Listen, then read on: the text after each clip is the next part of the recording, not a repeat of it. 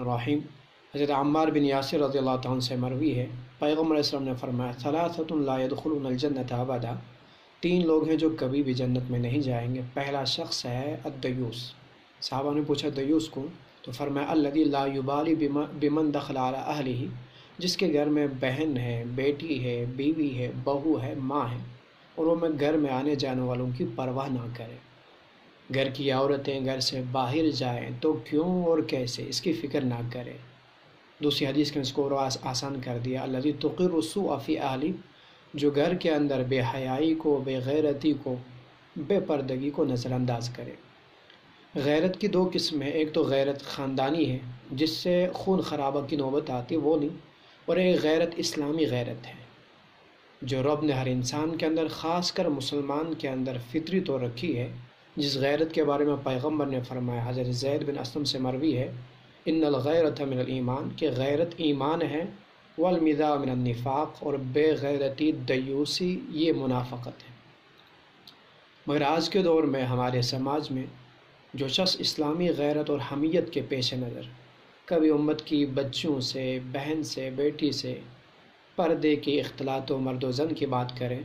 یا تو اسے پرانے خیالات کا کہا جاتا ہے، یا یہ الزام کہ ان کی سوچ اچھی نہیں، ان کا دل پاک نہیں، اور بے غیرتی کو صاف دلی، براڈ مائنڈڈ، اور اسی طرح عورتوں کے حقوق کو سمجھنے والا۔ عوامی موقعوں پر گاڑی وغیرہ کے اندر دیکھا کہ جب بھی پردے کے یا اختلاط کی بات چھڑ جاتی ہے تو فوراً بولنے والے کو ہی کہا جاتا ہے کہ ان کی سوچ صاف نہیں ہے، یہ ان کا دل پاک نہیں ہے۔ دل صاف ہونا چاہیے، پردے سے کیا ہوتا ہے اور اختلاط سے کیا ہوتا ہے۔ تو مجھے بتلا دیجئے، پردہ یا دل کس نے دیکھا ہے جو ہم یہ بہانہ تراشتے ہیں کہ دل صاف ہونا چاہیے؟ دل دیکھا کس نے ہے؟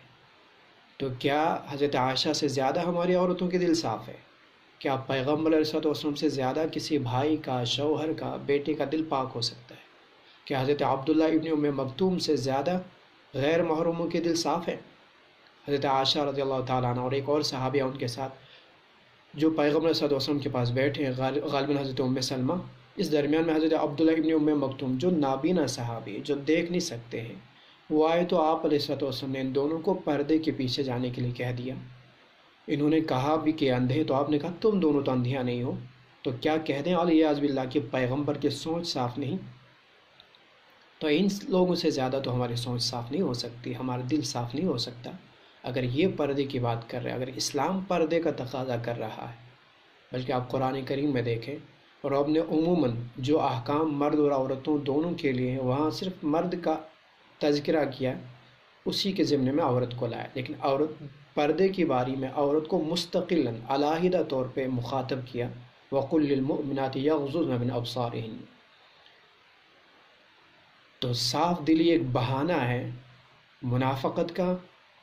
صاف دلی یہ بے غیرتی کا ایک حیلہ ہے، یعنی اس سے اپنے آپ کو تسلی نہ دیں۔ یہ ایک سنگین جرم ہے اسلام کی نظر میں، یہ بے حیائی ہے، بے غیرتی ہے۔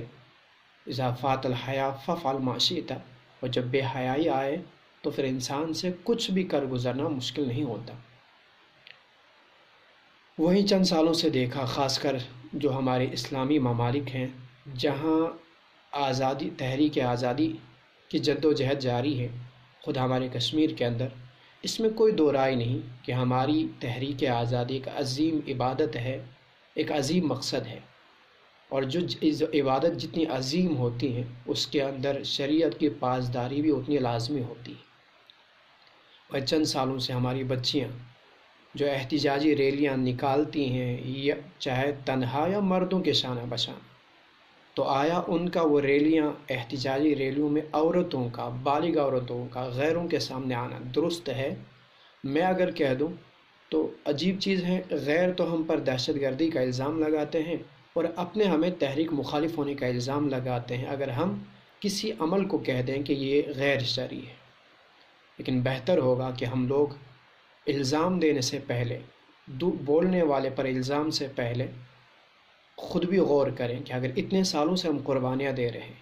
اتنے سالوں سے ہمارا خون بہایا جا رہا ہے، قرآن کریم کا، رب کا ہمارے ساتھ وعدہ ہے، وَأَنْتُمُ الْأَعْلَوْنَ إِن كُنتُم مُؤْمِنِينَ، کہ سربلندی مسلمانوں کا ہی صحرا ہے، تو پھر کیوں ہم سے آزادیاں روٹھی ہیں؟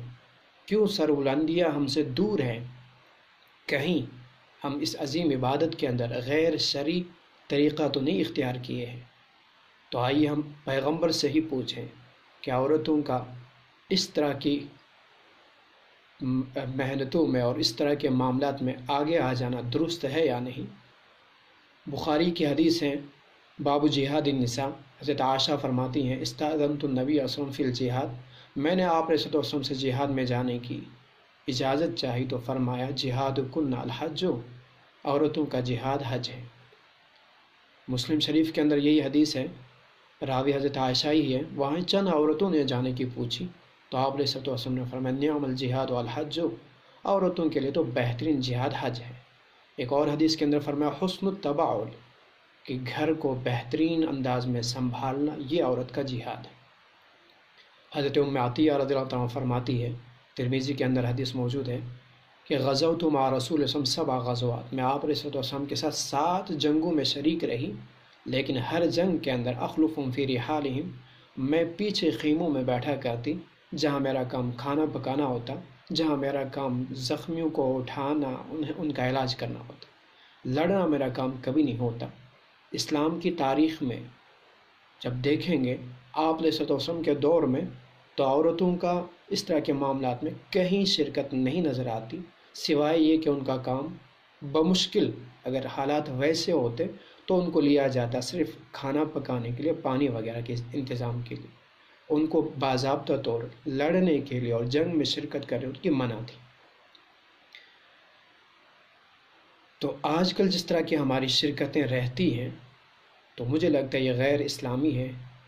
احادیث کی روح سے، قرآن کریم کی روح سے، اس لیے کہ ہمارے جو نوجوان انہی بہنوں کی اور ماؤں کی عزت کے خاطر، ان کے عصمت کو بچانے کے لیے اپنی جانوں کا نذرانہ پیش کر رہے ہیں، ہماری یہی بہنیں، امت کی یہی مائیں ان کی اس قربانی کو ضائع کرتی نظر آتی ہیں۔ اس لیے کہ عصمت کا لوٹنا صرف اسی چیز کا نام نہیں جس کو آج کے دور میں سمجھا جاتا ہے پریکٹیکلی، بلکہ غیر مسلم کا مسلمان عورت پر نظر پڑنا بھی عصمت کی تارتاری ہے۔ غیر مسلم کو تو رب نے غیر مسلم عورت کو بھی مسلمان عورت کے حق میں مرد کا درجہ دیا ہے کہ غیر مسلم عورت بھی مسلمان عورت کے اعضاء کو نہ دیکھنے پائے، تو مرد تو دور کی بات، تو ان کی نظروں میں آ جانا یہ بھی درست رویہ نہیں ہے۔ ہدایہ جلد ثانی کتاب السیر صفحہ نمبر 546 پہ دیکھیں، وہاں وَيَكْرَهُ إِخْرَاجُ ذَلِكَ فِي سَرِيَّةٍ لَا يُؤْمَنُ عَلَيْهَا، کہ عورتوں کا جنگی مشقوں کے اندر یا جنگی میدانوں کے اندر احتجاج کے اندر نکلنا درست نہیں ہے، لأن فيه تعريضهن على الضياع والفضيحة، اس میں جہاں ان کو ضائع کرنا ہے، ہلاک کرنے پر پیش کرنا ہے، وہیں اس میں رسوائی بھی ہے، خود مردوں کی رسوائی کہ ان کی مردانگی کے خلاف ہے، اسلام کی کمزوری کی رسوائی کہ اسلام کمزور ہے جو عورتوں کو اب آگے لا رہا ہے، اور پھر ان عورتوں کی عصمت کی بھی تاری ہے۔ پچھلے سال دیکھا ہمارے ایک کالج کے بچے جو اٹھا رہی ہے، نیچے سے پتھر اٹھانے کے لیے جھکی ہوئی ہے، فوٹو اس کی کھینچی گئی اور ساری دنیا میں پھیلائی گئی، بریو گرل، بہادر لڑکی، بہت اچھا۔ اس سال دیکھا کہ کسی غیر مسلم نے اس کی ایڈیٹنگ کی اور اس کا ہاتھ مودی کے پاؤں کے اوپر دکھایا۔ یہ ایڈیٹنگ، اس کا موقع بھی ہماری انہی بچوں نے دیا، ہم ہی لوگوں نے دیا ہے، اس سے کہ ہماری یہی بچیاں 15 اگست، 26 جنوری اور اسی طرح باقی موقعوں پر انہی غیروں کے سامنے ٹھمکے لگاتی نظر آتی ہے، تو جس کی وجہ سے اس طرح کی ایڈیٹنگ کرنی ممکن بھی ہو جاتی ہے۔ تو کل کسی اور طرح کی ایڈیٹنگ کی جائے گی تو کیا یہی بہادری ہے؟ یہ بہادری تو نہیں ہو سکتی۔ میرے قریب ایک جاننے والے ہیں، میں نے ان سے ان کے بچوں کے بارے میں پوچھا تو وہ فخری انداز میں کہنے لگے میری ایک بیٹی ہے جو باہر کہیں پڑھتی ہے، جی وہ مفتی صاحب وہ تنہا ایک مسلمان لڑکی ہے اتنے سارے ہندوؤں میں، اور تنہا آتی ہے اور جاتی ہے، اور فخر کر رہے ہیں کہ بڑی بہادر ہے۔ تو میری جان یہ بہادری نہیں ہے، یہ فخر کی چیز نہیں ہے، یہ ڈوب مرنے کا مقام ہے، یہ بے غیرتی ہے، یہ بے حیائی ہے۔ اگر یہ بہادری ہوتی تو اسلام عورتوں کو کبھی بھی غیر محرم کے بغیر سفر کرنے سے منع نہیں کرتا، حج جیسی عظیم عبادت، اگر عورت کروڑپتی بھی ہو، حج جیسی عظیم عبادت جو زندگی میں ایک مرتبہ ہی فرض ہوتی ہے، اگر عورت کے ساتھ محرم نہ ہو تو اس صورت میں عورت پر یہ حج جیسی عظیم عبادت بھی تنہا کرنے کی گنجائش نہیں، اس پر فرض ہی نہیں ہو جاتا ہے۔ تو عام حالات میں عورتوں کا اس طرح آنا جانا، غیروں کے سامنے نکلنا، یہ غیر شرعی طریقہ ہے۔ شاید یہی وجہ ہے کہ جو اب تک ہم سے آزادیاں روٹھی ہے، جو اب تک ہم سے سربلندی دور ہے، ورنہ فضائے بدر پیدا کر فرشتے تیری نصرت کو